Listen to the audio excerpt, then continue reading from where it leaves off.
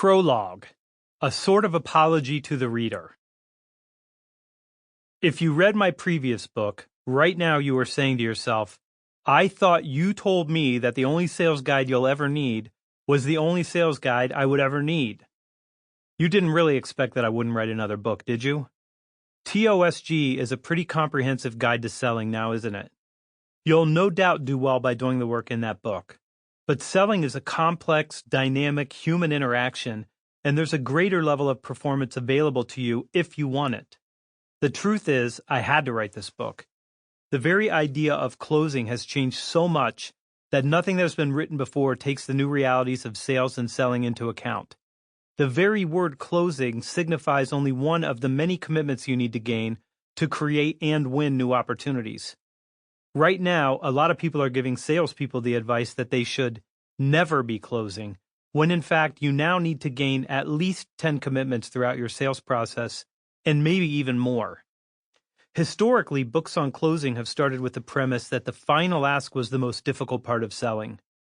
Those books started with the premise that you needed all kinds of fancy tricks and tactics to close a deal.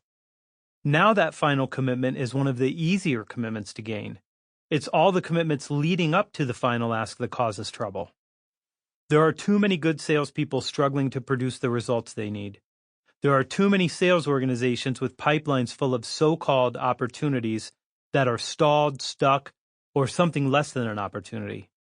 Worse still, there's so much bad advice being doled out by charlatans and non-practicing theorists that it is no longer possible for me to sit idly by and do nothing. You'll have to forgive me for writing another sales guide that you absolutely need. You can thank me after you read and put this book to use. This is a closing book for B2B sales professionals for whom the old closing books won't be of any benefit. This is a modern salesperson's Secrets of Closing the Sale by Zig Ziglar, or The Art of Closing the Sale, The Key to Making More Money Faster in the World of Professional Selling by Brian Tracy. If this works for you and there's nothing else you need, can we go ahead and begin working on improving your ability to close deals? Introduction. I was rehearsing and playing some shows with my young rock and roll band, Bad Reputation, and at 21, had finally saved the money to buy a nice PA system. Needing some way to transport my new equipment, I drove to the largest car dealership in Columbus, Ohio, looking for a minivan I could use to haul my gear. Upon pulling into the car lot, I was immediately approached by a salesperson. He wasn't too aggressive and he seemed helpful. He asked me what I was looking for and how much I wanted my car payment to be, and I told him what I was willing to pay monthly. He then escorted me to a massive line of automobiles that might meet my needs. After looking at a number of choices, I selected one that seemed big enough for my gear at a price I could easily afford. I'd driven all kinds of beaters as a kid, so this would be the 18th or 19th car I owned, but only the second one I bought new. I started with a 67 Mustang, then a 71 Barracuda, then a 68 Thunderbird, a terrible old Corvair, a 70-something Nova, an old Opel, a beat-up Camaro, an 83 Trans Am, and many more I can no longer even remember. When all you can afford is a cheap old car, you tend to run through them pretty fast. The salesperson started working on the paperwork and then said, "We can get you very close to where you need to be."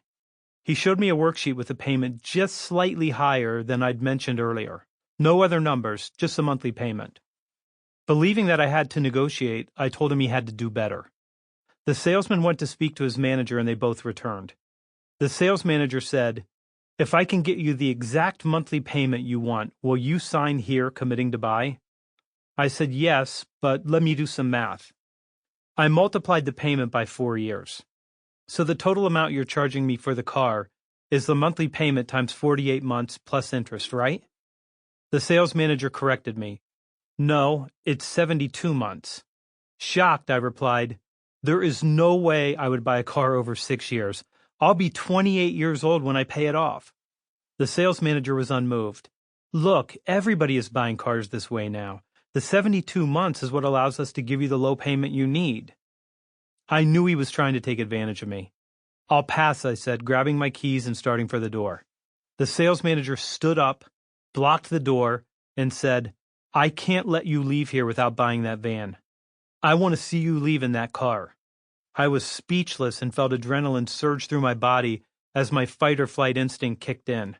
I understood that I was being bullied, something I never accepted even if it meant physical confrontation. I strode to the door, looked him in the eye, and said, "Move. I'm never buying a car from you." He hesitated, then stepped out of my way. As I walked away, he yelled, "I really want to see you leave in that minivan." No way in hell. That was one of my first experiences buying a big-ticket item with the assistance of a salesperson, and it was enough to convince me that I would never, under any circumstances, become a salesperson.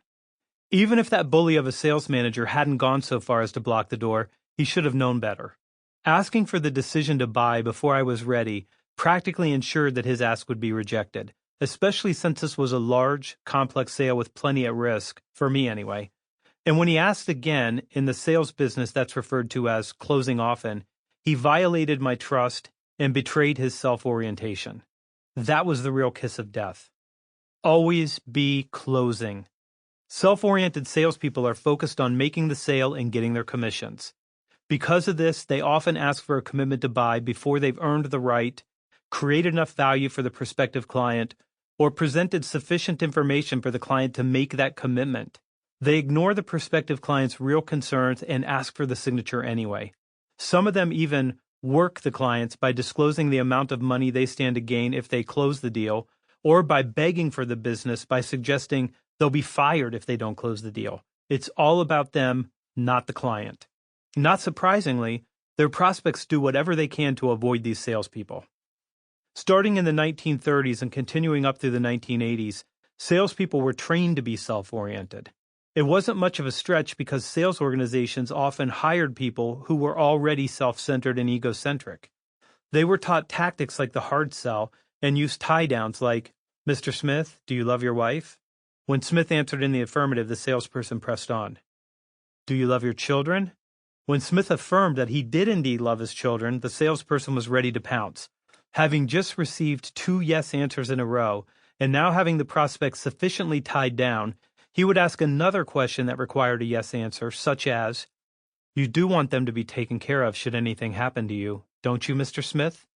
Smith, feeling awful about himself, awful about the salesperson, and horribly embarrassed, would quietly and sheepishly whisper, "Yes." The salesperson would then close by saying, "I need you to sign right here so we can take care of your family." Fortunately, very few salespeople use the hard close now, even though some of the self-orientation persists. Because of these behaviors, laws have been passed to protect buyers who later regret caving into a high-pressure sales technique, allowing them 3 days to cancel an order. Today, when you make a major purchase like buying a car, you might be asked to sign a document confirming that you weren't abused in any way by the salesperson or the sales process. The dealership wants you to sign to protect the contract should you later decide that you were pressured. But the negative image lingers of salespeople as being self-oriented, manipulative, and pushy, even though successful salespeople are exactly the opposite. How I got into sales. I was one of those people who avoided salespeople whenever possible and thought they were pushy, manipulative, and out for themselves. I never imagined I could go into sales, and never would have if I hadn't been forced into it. I began my work life as a recruiter in temporary staffing, our family business, where I was taught to look for new business when things were slow. Later, when I took a job in another staffing office, if there was nothing to do, I did what I'd been taught to do in the family business. I spent time calling on companies, scheduling appointments, meeting with people, and hopefully winning their business. I didn't realize that what I was doing was selling. My job title and duties didn't refer to me as a salesperson, and there were 3 full-time salespeople working with me. I just thought I was helping people who needed my help. One day my new manager walked over to my desk and slid a report across the desk. "Whose accounts are these?" he asked. When I told him they were mine, he replied, "Good. I want you to cut your hair and go into full-time outside sales." I was horrified. I was working at that job only so I could front a hard rock band at night. The thought of cutting my hair was bad enough, but the idea of working in sales was downright repulsive. I could never be a salesperson, I told him. I hate salespeople. They're selfish, manipulative, and pushy, and I'm not any of those things. My manager, who was very smart, immediately boxed me in with my own words. Is that how you won all of these accounts? By being pushy and manipulative? My manager was right. I wasn't acquiring new clients by being pushy or manipulative. I was winning them because I was trying to help them. I understood the challenge they faced and was trying to help them solve their problems. Up until then, my only real experience with salespeople had been with that sales manager at the car lot, and you know how that went. No wonder I had a negative idea about salespeople. I wouldn't have taken the outside sales job if my manager hadn't threatened to fire me. Fortunately, he went along with me when I made my early sales calls and brought me along on some of his calls as well. And I saw that he was never selfish, manipulative, or pushy. Instead, he was all about finding ways to help his clients get the results they needed. He was the opposite of self-oriented. He was other-oriented, a guy who worked with his clients, not against them. Once I learned this and began to apply it, I started to love sales and to find success as a salesperson. How does your mother sell? Occasionally, I teach a class on personal selling at Capital University in Columbus, Ohio. I start by asking the students to shout out words that describe salespeople, and their replies confirm that the negative connotation still exists. I can almost always fill a whiteboard with these words, which almost always include pushy, manipulative, selfish, money-grubbing, slick, and persuasive. Then I ask them to raise their hands if one of their parents works in sales. Usually 20% or more raise their hands. I go on to ask individual students which one of their parents works in sales and wait for someone to say, "It's my mother." I then reply, "Okay, so tell me what your pushy, selfish, manipulative mother sells." The others laugh, and the student almost always protests. "My mom is none of those things. Her clients love her. They call her all the time for advice, even on personal issues." It's not the ask that makes you a bad salesperson. It never has been. It's the self-orientation.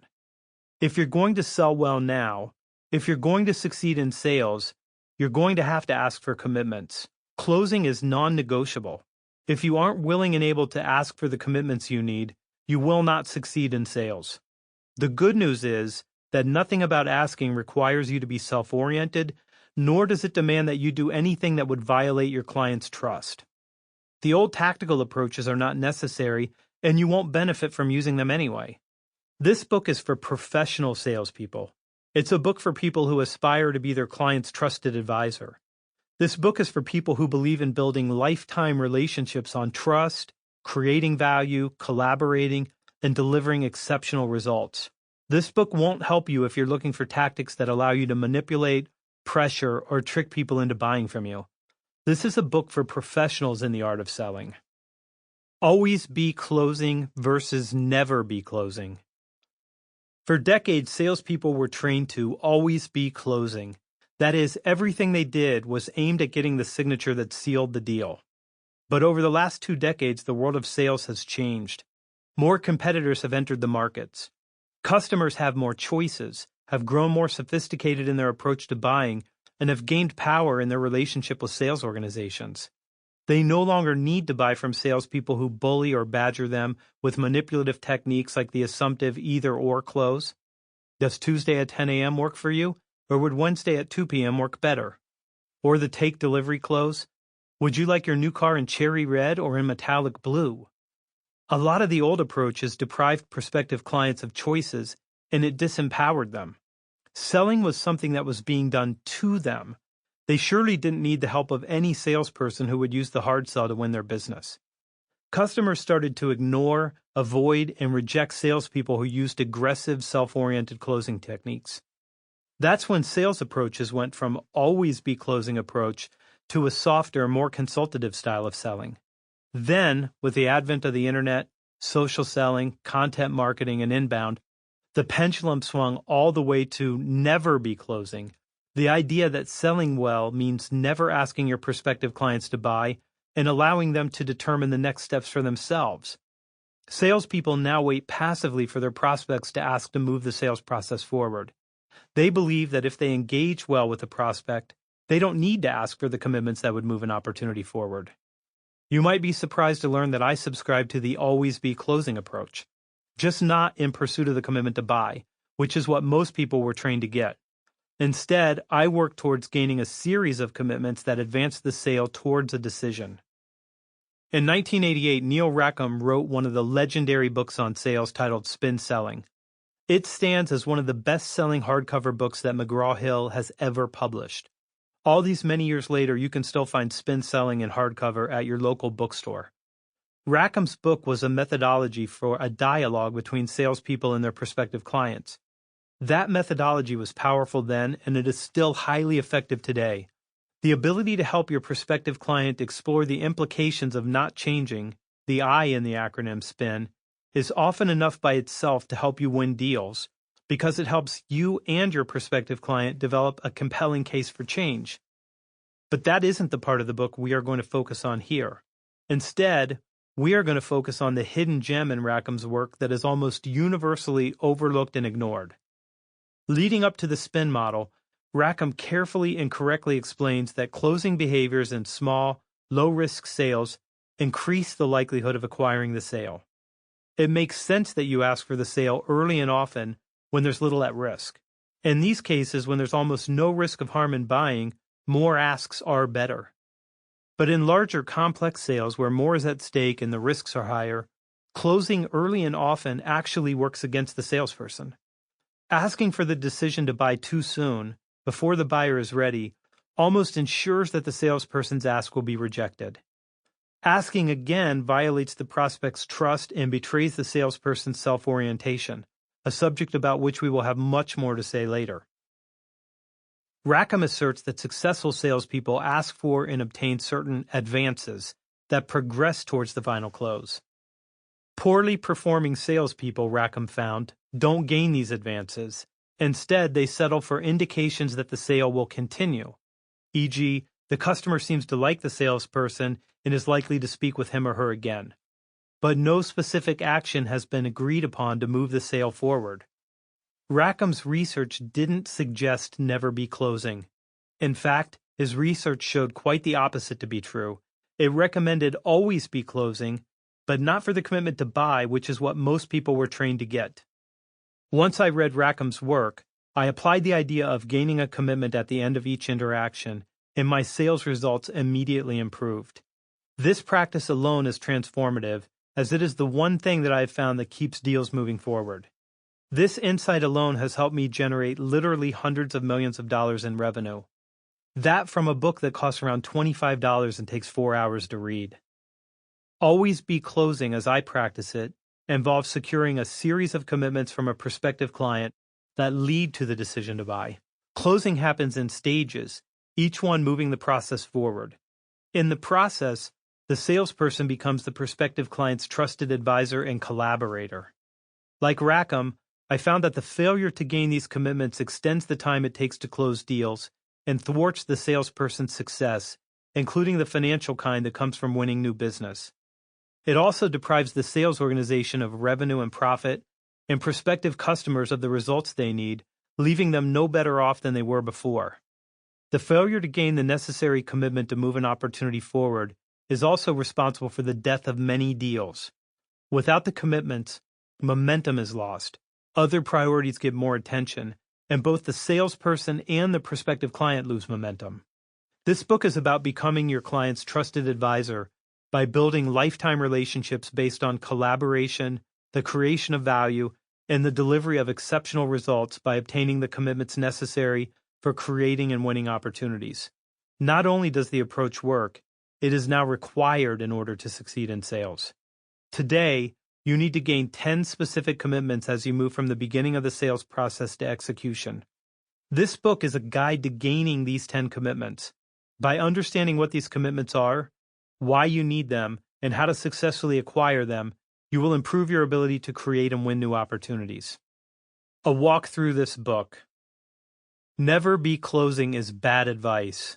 It's hurting salespeople and the clients they serve. It is time the pendulum swung back in the other direction, and we're going to give it a good nudge here to start it on its way. It's time to return to always be closing, but with a more professional and mature view of what closing means and how to ask. For our purposes here, always be closing will not mean that we ask for the commitment to decide prematurely. Nothing about always be closing will require you to return to the bad practices and tacky techniques that have come to define the stereotypical hard sell. Nothing about always be closing means that you have to be self-oriented or that you need to do anything that would betray your client's trust. None of the ideas in this book will cause you to damage your relationship with your prospective client or destroy trust. In fact, the ideas here will transform your relationships and grow your trust. Absolutely none of the recommendations here will make your prospective clients feel bad about themselves or cause them to feel pressured to make a decision. What your clients will feel instead is the confidence that they're working with a professional who knows what they're doing, has their best interests at heart, and is working to help them produce better results. The ideas contained in this book will help you engage your clients around the sensitive issues that you need to address together to build their better future. These ideas will help you engage with your clients in transformational conversations, the deep discussions of the issues that prevent real change from occurring. It is only through these conversations that your clients can produce those better results, and the commitments here will help guide those conversations. None of the strategies, tactics, or language choices will have a tacky, embarrassing name. In fact, none of them have a name that does anything more than describe the commitment. The ideas here will help you develop deeper relationships. They will differentiate you and prove that you are customer-oriented, that you're looking out for your prospective client's interests. The language choices will make you more professional, and you will never feel bad or be embarrassed by the words coming out of your mouth. Let's take a look at what you'll discover in the chapters to come. Chapter 1. A new philosophy of commitment gaining provides a philosophy for closing, or, as we sometimes call it here, commitment gaining. Selling isn't something that you do to someone. Instead, it is something you do for someone and with someone. You will learn why the wrong mindset, skill set, and toolkit prevent you from gaining commitments and how to use more powerful approaches. Chapter 2. Control the commitments and control the process lays the groundwork for commitment gaining by describing how buyers really buy, how you can best serve them throughout that process, and how gaining the 10 commitments will ensure that you help your clients produce the results they want and need. Chapter 3. Trading value will help you craft a value proposition for each commitment you ask for, trading the value you create in that interaction for your client's commitment. This chapter will help make it easier for your clients to say yes to your ask. Chapter 4. The commitment for time will show you how to gain an appointment or meeting with your prospective client. No opportunity is closed without first being opened, so this commitment is a necessary and critical first step. It's also one of the most difficult. Chapter 5. The commitment to explore explains how to gain your prospective client's commitment to explore change. Exploring change will allow you to do the discovery and needs analysis work that will create opportunities and position you to win them by creating a preference for you, your company, and your solution. Chapter 6. The commitment to change is where opportunities are born. Unless and until your prospective client agrees to change, you won't have a real opportunity. This chapter will help you sort the actual deals in your pipeline from the clutter of non-opportunities. Chapter 7. The commitment to collaborate is all about learning how to ask for and gain your prospective client's input, thus creating a partner and allowing the client to own the solution. To make complex sales, you need to collaborate with a prospective client on the solutions that you must develop together. Chapter 8. The commitment to build consensus is about giving a voice to those who are affected by a decision to change. More decisions are now made democratically. Your prospective client wants and needs the support of the team to move forward. You will learn how to ask for the commitment that moves this process forward by building consensus.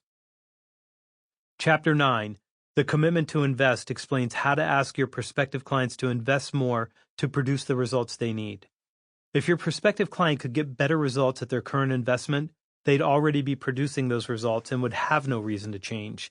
You can help them make the necessary investments. Chapter 10. The commitment to review discusses the straightforward ask you must make for the time you need to present your solution. The ask must also include a request that the necessary stakeholders and decision-makers be present. This can be a little tricky. You'll leave this chapter prepared to gain a meeting that ensures your solution is 100% correct before you ask for the commitment to decide. Chapter 11. The commitment to resolve concerns deals with the fact that most buyers need help handling their fears and doubts as they make major purchases.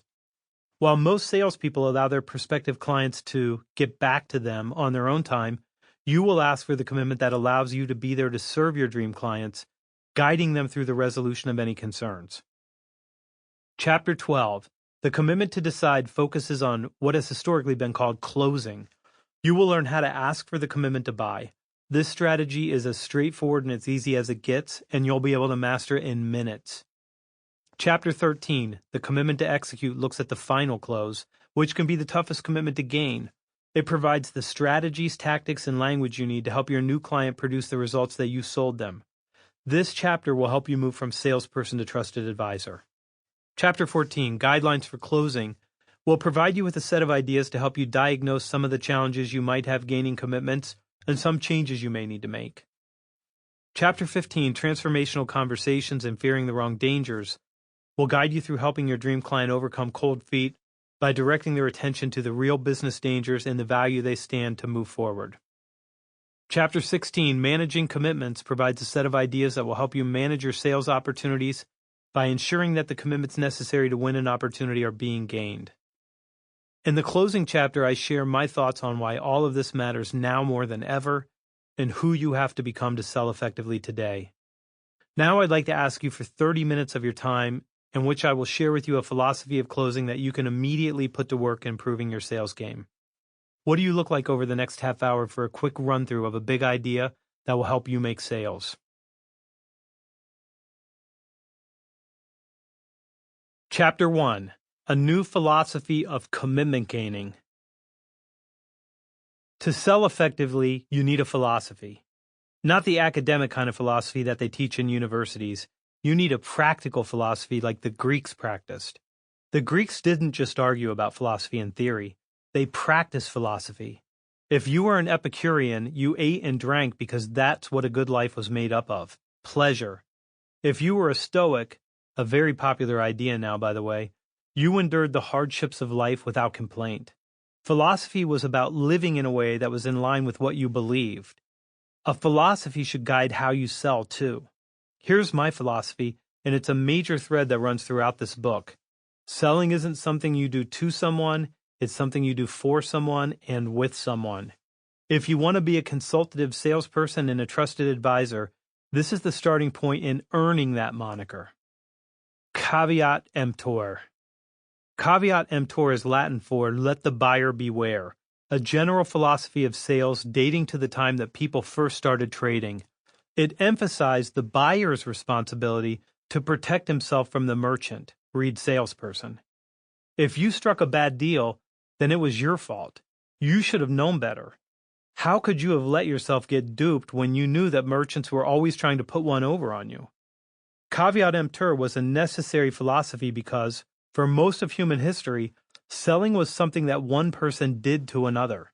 To this day, we still use the expression, you sold them. You sold them on your ideas or your product.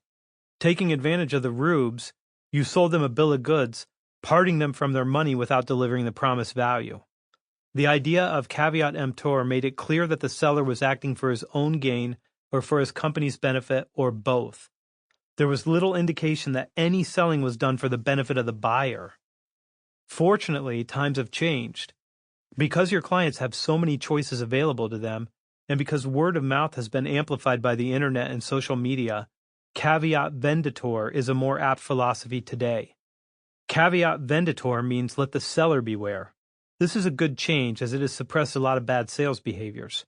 Now if a seller takes advantage of you, you can share your unhappy experience with your friends, family, and countless strangers on social media and various review sites. For today's sellers, the potential penalty for being self-oriented, manipulative, unfair, or deceitful is too high. One sale isn't worth the loss of countless future sales, something good sales organizations and salespeople have always known.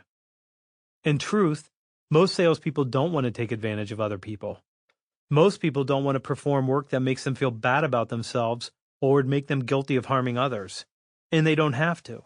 Sales can be a very rewarding career because, properly done, it requires that you help people get results they couldn't have achieved without you. And by doing so, you can develop deep, lasting, valuable relationships. Thus, selling isn't something you do to someone. Instead, you work with your clients, using your resourcefulness and initiative to create opportunities or possibilities for better outcomes. At your very best, you and your clients become strategic partners. You become your client's trusted advisor, a title you must earn and re-earn by consistently offering sound advice, by knowing and communicating what needs to happen for your client to produce better results. Sample complete. Ready to continue?